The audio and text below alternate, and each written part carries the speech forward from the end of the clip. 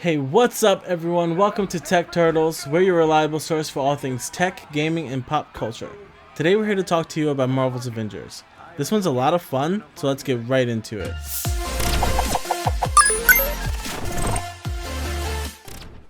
I thought this game would make for a difficult review due to the joy of playing as some of my favorite characters from the Marvel Universe and trying not to act like a total fanboy, but that actually wasn't the case. As the game progressed, I felt like I was reading a comic book or watching an interactive Marvel animated film.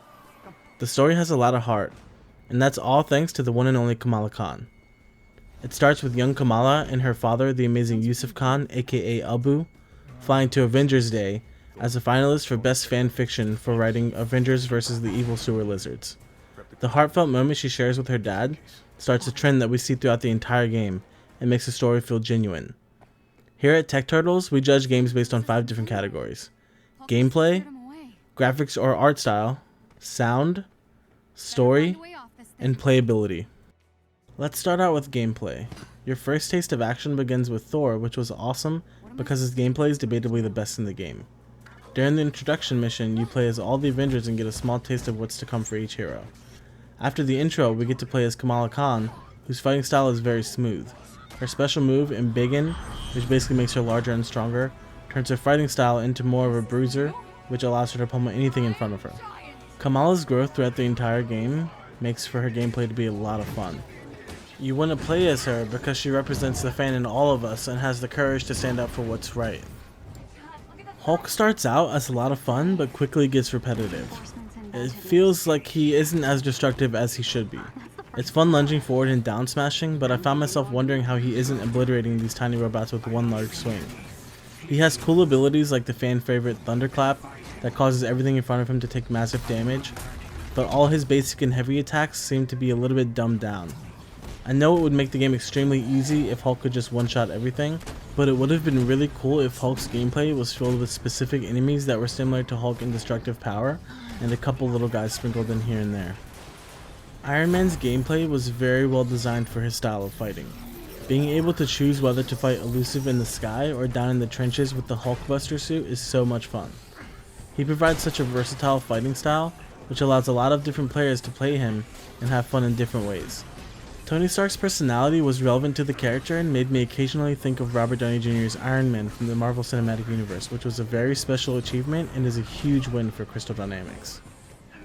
Thor's gameplay is easy to talk about. As I said earlier, he has debatably the best gameplay in the entire game. The first time I threw his hammer, Mjolnir, and saw it wreck someone, I knew he was going to be a lot of fun to play. The effects of his abilities and the damage he inflicts on his foes is truly amazing.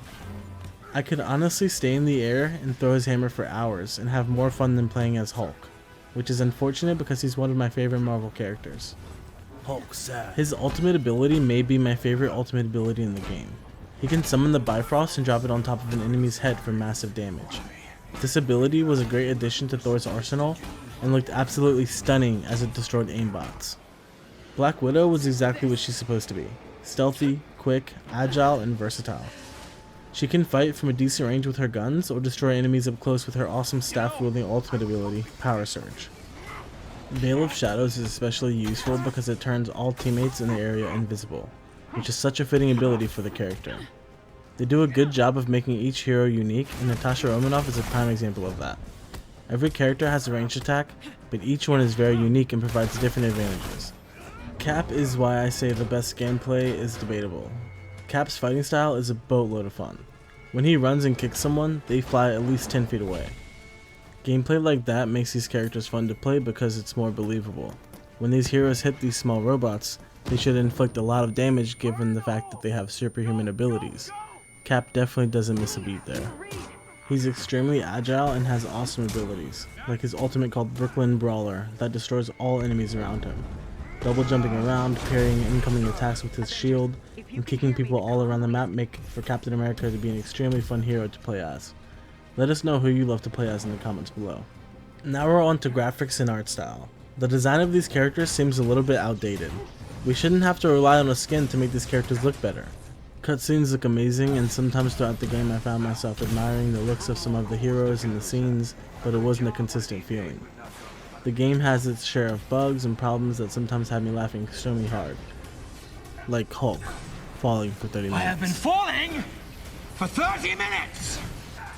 You stay interested in the game the entire time, and part of that is because of the score of the game. They do a really good job of setting the tone with the music, something that subtly makes the watcher more involved and helps navigate us towards certain feelings that they're trying to portray during the story. This is prominent when the characters interact with each other, but especially with Kamala. The story of the game is something that I would love to see made as a big budget live action film. The way the characters interact with each other and with Kamala makes for a really touching story. From the beginning when Kamala stands up to a bully to the end when Kamala stands up to a bigger bully, we're invested the entire time. The story truly is the best thing about this game. The multiplayer capabilities of this game are actually pretty fun and can be played with up to 4 players. Running around as the Avengers with your friends and beating up bad guys is sure to be a good time. This only applies for side missions, war zones, and drop zones. The campaign is only single player, and no local co-op. You must be online with separate systems. Marvel's Avengers is a game that has been hyped since its announcement, and I can't overlook the problems that I have with it. Some of the missions are so repetitive and that follows throughout a lot of the game. I wish Crystal Dynamics had a little more creativity with how the chapters were thought out and implemented them better within the story. Fighting was really fun, but it didn't feel as smooth as it should be. Bugs, and more bugs. Every time that Cap's helmet was missing or his shield was pixelated, it took my attention away from the story. Yeah, it's funny at first, but only in moderation. After a while, it just becomes a distraction. This doesn't mean that I didn't like the game.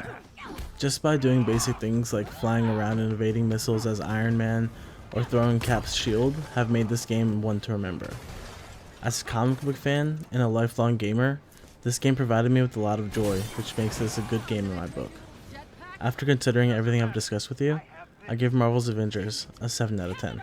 Let us know what you thought about the game in the comments below, and stay tuned for more awesome news from TechTurtles.com.